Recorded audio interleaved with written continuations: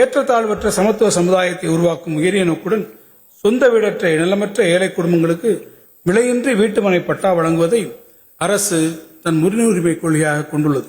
இதுவரை 10 லட்சத்திற்கும் மேற்பட்ட வீட்டுமனை பட்டாக்கள் மாநிலம் முழுவதும் பல்வேறு பிரிவினருக்கு வழங்கப்பட்டுள்ள நிலையில் மேலும் 5 லட்சம் பட்டாக்கள் இந்த ஆண்டு வழங்கப்படும்.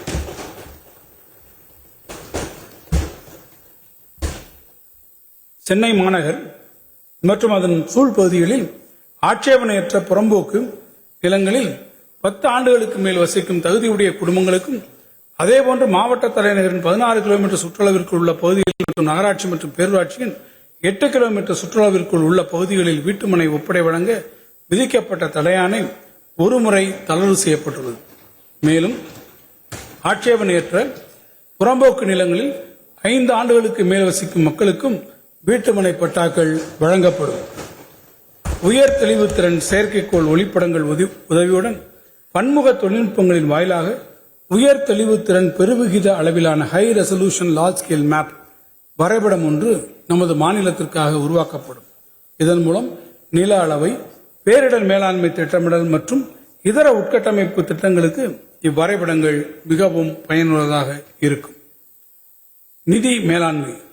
டாக்டர் அரவிந்த் பனகாரியா தலைமையில் 16ஆம் நிதி ஆணையம் தமிழ்நாட்டுக்கு வருகின்ற போது நமது அரசு வலுவான கோரிக்கைகளை தகுந்த தரவுகளோடு முன்வைத்தது.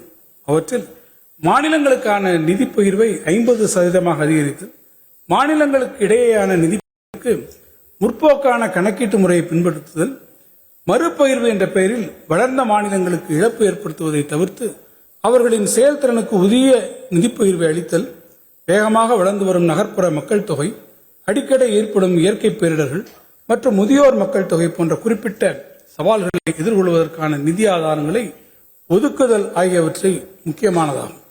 தமிழ்நாட்டின் அறிக்கை குறித்து ஆணையம் தனது மனமார்ந்த பாராட்டுக்களை தெரிவித்துள்ள நிலையில் நமது அரசால் கோடிட்டு காட்டப்பட்டுள்ள முற்போக்கான வழிமுறைகளை தற்போதைய நிதி ஆணையம் பரிந்துரைக்கும் என நம்புகிறோம்.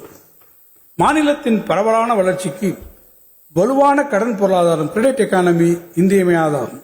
இதனை நன்கு உணர்ந்துள்ள இந்த அரசு வேளாண்மை, சிறு குறு நிறுவனங்கள், மகளிர் சுய உதவிக்குழு, கல்வி ஆகிய முன்னுரிமை துறைகளுக்கு கடன் வழங்கும் வங்கிகளுக்கு முன் எப்போதும் இல்லாத அளவிற்கு வரும் நிதியாண்டிற்கென 9.5 லட்சம் கோடி ரூபாய் என உயர் இலக்கினை இந்த அரசு நிர்ணயித்துள்ளது.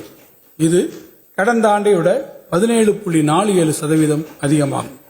தமிழ்நாடு அரசு ரிசர்வ் வங்கியின் புத்தாக்க மையத்துடன் இணைந்து வங்கிகள் கடன் வங்கியிடும் நடைமுறைகளை எளிமைப்படுத்தும் வகையில் ஒருங்கிணைந்த கடன் வழங்கும் அமைப்பு யூனிஃபைட் லெண்டிங் இன்டர்ஃபேஸ் தொழில்நுட்பத்தை பல்வேறு வங்கிகளின் மூலம் தமிழ்நாட்டில் விரைவில் அறிமுகப்படுத்த உள்ளது. இதன் மூலம் நமது விவசாயிகள், பால் உற்பத்தியாளர்கள், சிறு மற்றும் குறு தொழில் முனைவோர்கள் என அனைவருக்கும் விண்ணப்பித்த மிக குறுகிய காலத்தில் கடன் வழங்கி அவர்களின் வாழ்க்கை தரத்தினை மேம்படுத்த உதவியாக இருக்கும். தமிழ்நாட்டின் மாநில